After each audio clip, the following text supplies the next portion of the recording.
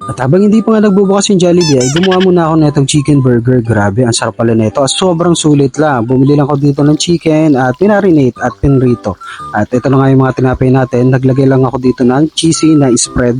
Sobrang sulit nito guys. Ang sarap, tamang-tama yung lasa niya. At naglagay din ako nitong Lady's Choice na pang dressing. Yun, no, grabe, ang daming toppings. Pero sulit naman yan, ang sarap. Naglagay din ako nitong pipino, repolyo, saka syempre yung kamatis. Yun, no. Naglagay din tayo ng cheesy up na melted na cheese. Pang ibabaw naman nung tinapay. At ilalagay lang natin yan sa air fryer. Yun, para mag-melt siya. At eto na nga guys, grabe, wow, sarap. Kita nyo naman guys, pang toppings lang yan, no. Yun, no. At luto na nga yung chicken na pinrito natin.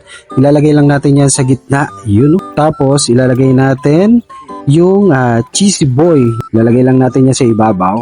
At ilalagay uli natin sa air fryer. Painitin lang natin at least mga 5 minutes lang. Tapos yun, luto na nga siya. Ganun lang kadali guys, ano. Napakadali lang i-prepare.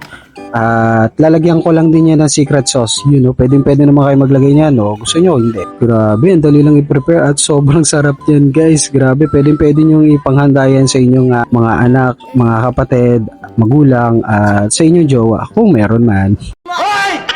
Grabe, sarap yan guys. Sobrang sulit guys, pwede nyo gawin sa bahay, yun lang.